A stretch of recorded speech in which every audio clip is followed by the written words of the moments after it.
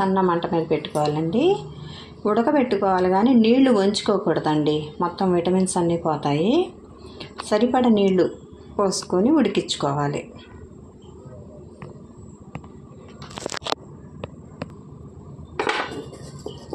కొద్దిగా ఉప్పు వేసుకోవాలి.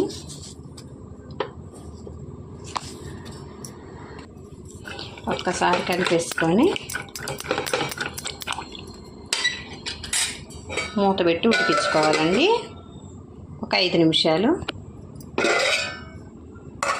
ఇలా ఉడికిపోవాలండి.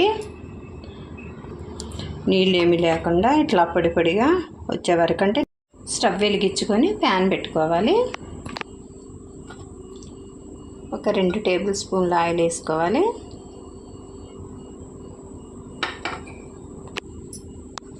ఒక టేబుల్ స్పూన్ మినపప్పు,